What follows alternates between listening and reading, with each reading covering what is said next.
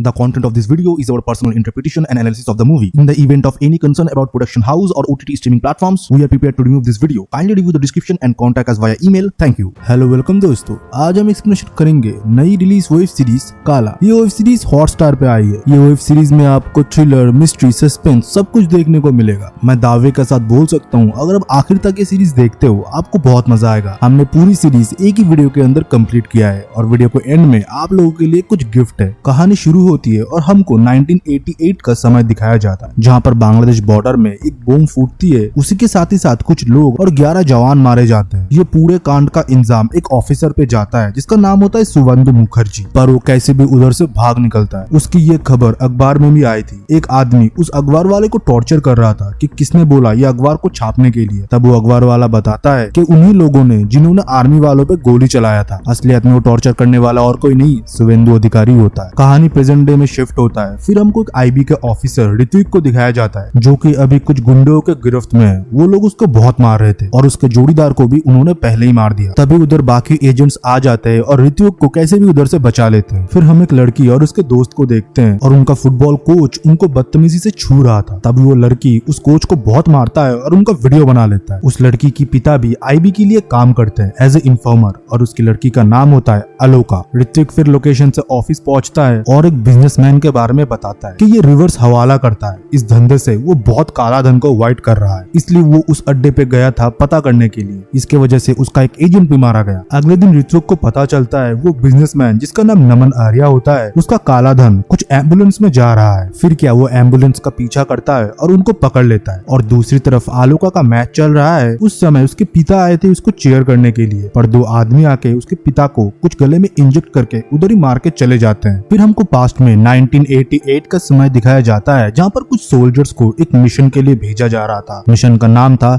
ऋषिकेट। Soldiers एक अड्डे पे पहुंचते हैं और आतंकवादियों को मार के लोगों को टनल से निकाल रहे होते हैं। वो टनल बांग्लादेश और इंडिया के बीच में एक इलीगल ट्रेड होने का एक जरिया था। फिर हम देखते हैं टनल के अंदर एक लड़का फंस गया होता है। उधर सुवेंदु कोशिश करता है उसको बचाने की, पर उससे पहले ही आर्मी चीफ बॉम्ब फोड़ देते हैं और पूरा टनल जैम हो जाता है। फिर हम प्रेजेंट डे में देखते हैं ऋत्विक ने एम्बुलेंस पकड़ लिया था और उसमें से काला धन भी उसने जब्त कर लिया था। फिर हम आलोका को देखते हैं जो कि अपने फ्रेंड्स के साथ अपने पापा की क्रियाक्रम कर रही थी। फिर हम एक शादी का सीन देखते हैं जहाँ पर सीएम आई हुई थी। ऋत्विक अपने रिपोर्टर दोस्तों का मदद लेके उधर एंट्री करता है और उनसे बात करने की कोशिश करता है। ऋत्विक ने सीएम को एम्बुलेंस में मनी लॉन्ड्रिंग के बारे में सब कुछ बताया। तभी उधर ऋत्विक का सीनियर ऑफिसर राकेश आता है और उसको उधर से खींच के लेके जाता है और बोलता है यू हैव टू नो मी, कि तुम क्या कुछ कर रहे हो इधर आके, ये तुम्हारा कोई पर्सनल केस नहीं है। ऋत्विक तो बोलता है मैं तो नमन आर्या के बारे में उनको सारी डिटेल्स दे रही थी। राकेश बोलता है ये इतना आसान नहीं है। फिर हम लोग देखते हैं कि नमन आर्या और सीएम साहिबा एक साथ ही शादी अटेंड कर रहे हैं और दोनों को देख के लग रहा था कि उनमें अच्छा बॉन्डिंग है। फिर अगले दिन हम देखते हैं एम्बुलेंस से निकले गए उन पैसों का लिंकअप करने के लिए ऋत्विक ने कुछ बैंकर्स को बुलाया था और बोला था इसमें तुम मनी ट्रेन ढूंढ के दिखा रहे हो कि नमन आर्या के साथ इनका क्या रिश्ता है, और उनको सारे ट्रांजेक्शन डिटेल्स दिया जाता है और बोला जाता है कि आपके फोन भी ट्रैक करे जाएंगे। आपको 2 हफ्ते की टाइम दिया जाता है, आप अपने फैमिली के साथ सिर्फ एक बार ही बात कर सकते हो, वो भी ट्रैकेबल है। आगे हम देखते हैं नमन आर्या को किसी औरत का कॉल आता है जो कि डायरेक्ट न्यूयॉर्क से था। वो औरत कॉल में बताती है बेटा तुमको अभी अरेस्ट किया जाएगा, तुम अच्छे से कोऑपरेट करना, मैं तुमको जल्दी ही निकाल लूंगी। और वही होता है, पुलिस आके नमन आर्या को अरेस्ट करते हैं। और पुलिस स्टेशन के बाहर जब रिपोर्टर की भीड़ थी उसमें से एक रिपोर्टर आके ऋत्विक के शर्ट पे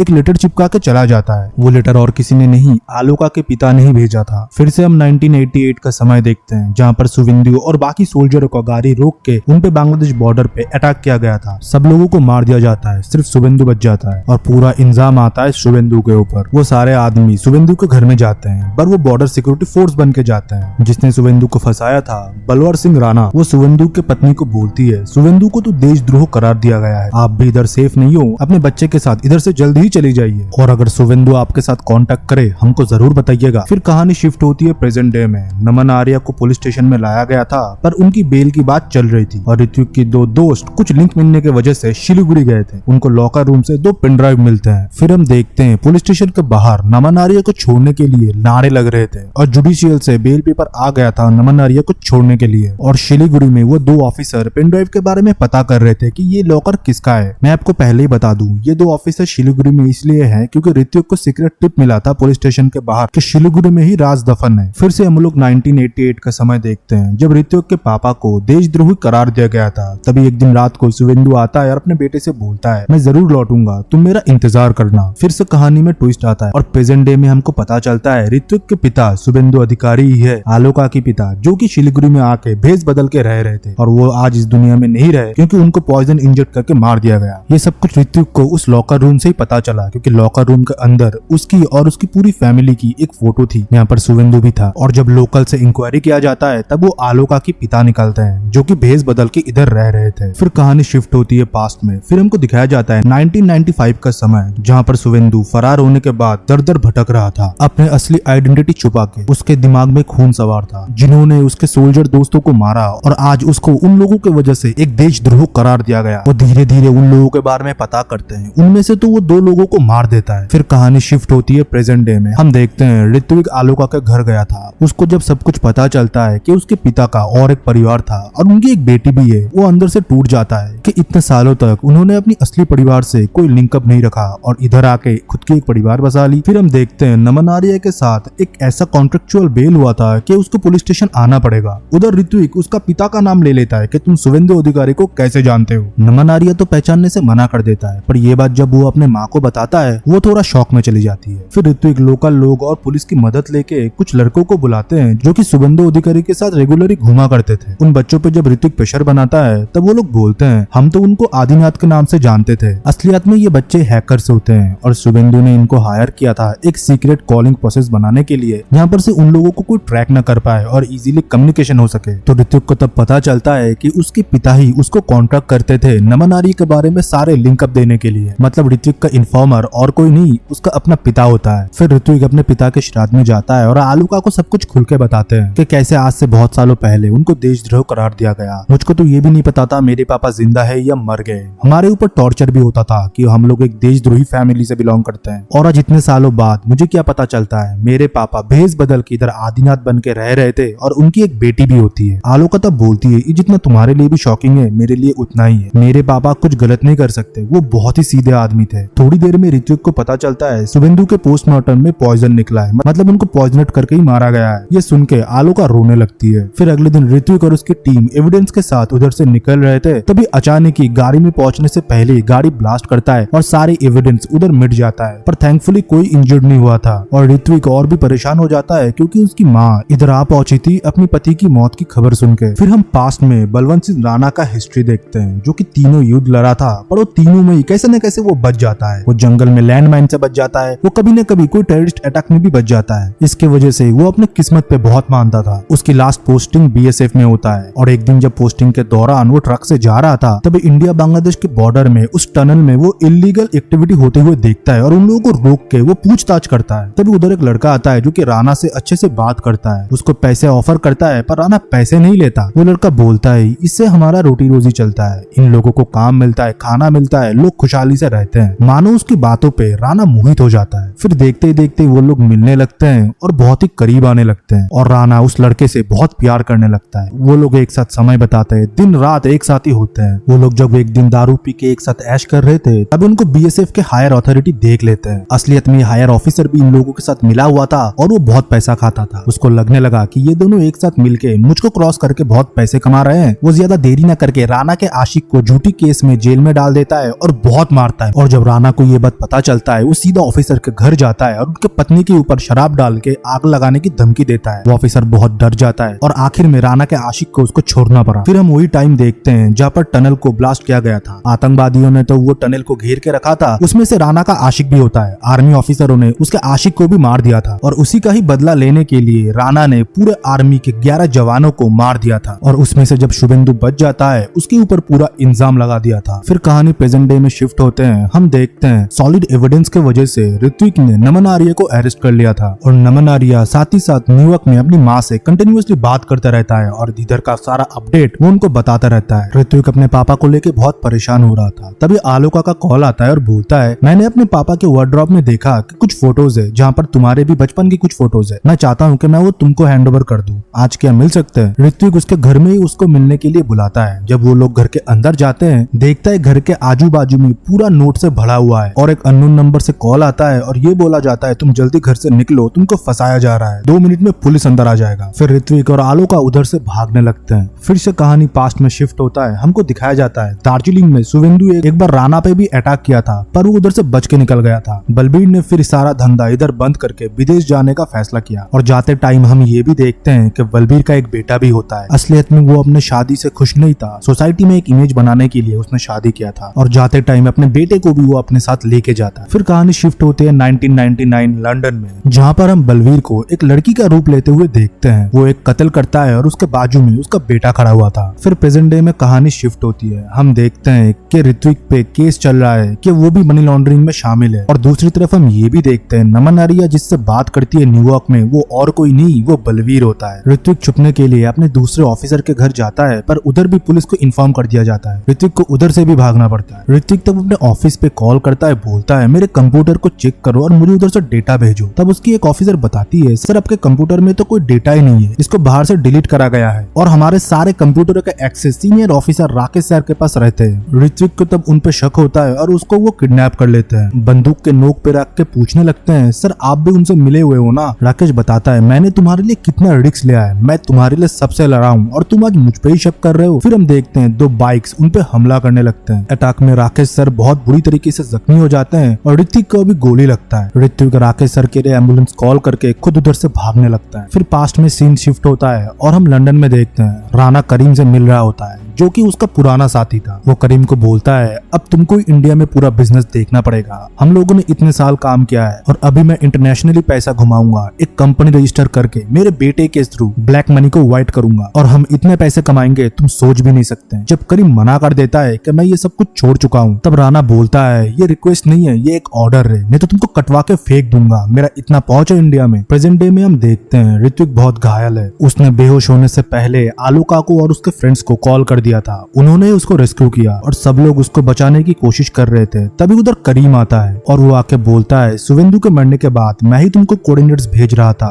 बलवर के हर एक लोकेशन का। इसने ऋत्विक का मदद किया था कि उसके घर में पैसे हैं। फिर सीन न्यूयॉर्क में शिफ्ट होता है, हम देखते हैं बलवर शक्ति आर्या बन के न्यूयॉर्क में सिंडिकेट का बिजनेस संभाल रही थी। असलियत में सिंडिकेट सबसे बड़ा होता है, बलवर उनमें से एक मोहरा था जो कि उनके लिए मनी लॉन्ड्रिंग का काम करता है। सिंडिकेट की तरफ से बोला जाता है कि एक बड़ा असाइनमेंट है जो तुमको दिया गया है, अगर वो टाइम से पूरा नहीं होता तुम सोच भी नहीं सकते तुम्हारे साथ हम लोग क्या करेंगे। फिर हम इधर देखते हैं ऋत्विक के फोन को ट्रैक करते हुए कुछ लोग उधर आते हैं और उन लोगों को मारने की कोशिश करते हैं। वो लोग कैसे भी उधर से बचते बचाते भागते हैं। तभी करीम बताता है तुम्हारे पापा ने मेरी मदद किया था आज से बहुत सालों पहले, मेरा भांजा टनल में फंसा हुआ था, वो सिर्फ अकेले सोल्जर थे जो कि उन लोगों को बचाना चाहता था। वो अंदर जाते ही उन्होंने ब्लास्ट कर दिया था, वो बचा नहीं पाए थे। मैंने वो सब कुछ होते हुए देख लिया था, मैंने सिर्फ उनको मारा था जिन्होंने ट्रिगर दबाया था, बाकी सारे सोल्जर्स को बलवंत के आदमी ने मारा था और मैंने शुभेंदु को जिंदा छोड़ दिया था। और दूसरी तरफ हम देखते हैं ऋत्विक की वाइफ और उसकी दोस्त और बाकी जो दो लड़के थे जो शुभेंदु की मदद करते थे, वो हैक करके पता लगाते हैं कि ट्रक कहां से निकल रहा है। वो ऋत्विक को कोऑर्डिनेट्स भेजते हैं पर वो ट्रक खाली होते हैं और ऋत्विक को उधर ही पकड़ लिया जाता है। असलियत में ये एक सोचा समझा प्लान था जो कि ऋत्विक के बीवी ने रचा था। असलियत में वो भी बलवंत से मिली हुई है, वो उन लोगों को ठिकाना लगा देती है। फिर हम देखते हैं ऋत्विक को जहाँ पर अरेस्ट करके पुलिस स्टेशन पर रखा गया था उधर राकेश आता है। वो आईबी का कार्ड दिखा के ऋत्विक को उधर से छुड़ा लेता है और करीम बोलता है एक बार मैप दिखाना, अगर वो लोग पेट्रोपोल के लोकेशन से नहीं जा रहे हैं आसपास के कौन से बॉर्डर है। तब उनको पता चलता है आसपास एक ऐसा बॉर्डर है जो कि पिछले दिनों बांग्लादेश और इंडिया के बॉर्डर टनल में यूज किया जाता था। तभी करीम बोलता है बलवंत यही टनल यूज कर रहा है मनी को स्मगलिंग करने के लिए। फिर वो लोग वही बॉर्डर पे पहुंचते हैं और उनका शक सही होता है, वो लोग ये बांग्लादेश और इंडिया के टनल ही यूज कर रहे थे मनी लॉन्ड्रिंग करने के लिए। फिर हम लोग देखते हैं राकेश आर्मी चीफ को कॉल करता है और उनसे मदद मांगता है कि इधर हमको जरूरत है, हमने मनी ट्रेल को पकड़ा है। आर्मी की मदद से उस बॉर्डर को कब्जे में लिया जाता है। कुछ दिनों बाद हम देखते हैं सीएम ऋत्विक से मिलती है और बताती है तुम मुझे को कुछ नहीं कर सकते, मेरे साथ अगर तुम नमन आर्या का लिंक भी ढूंढ लेते हो तो मेरा कुछ नहीं बिगाड़ सकता। तब ऋत्विक बोलता है सामने इलेक्शन है मैम, मैं चाहूँ तो बहुत कुछ कर सकता हूँ,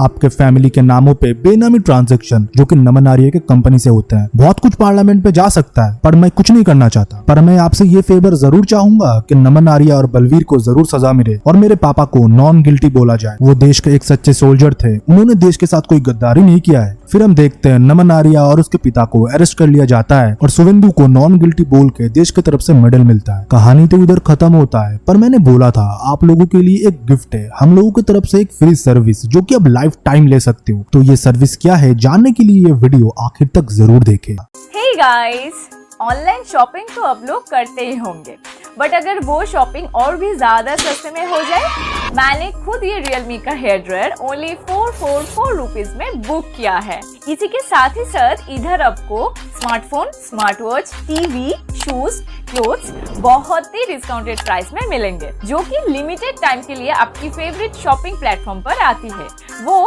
हम आपको बताएंगे। सो ज्वाइन करने के लिए प्ले स्टोर से टेलीग्राम ऐप को डाउनलोड कीजिए। रजिस्टर करने के बाद सर्च करें सेव पैसा, देन ये रहा ग्रुप। अब आप ज्वाइन हो जाइए और ग्रुप में जरूर एक्टिव रहिए लिमिटेड डील्स को ग्रैब करने के लिए। ये डिस्क्रिप्शन के लिंक से भी आप डायरेक्ट ज्वाइन कर सकते हैं। सो जल्दी ग्रुप ज्वाइन करें और ऑफर्स को ग्रैब करें।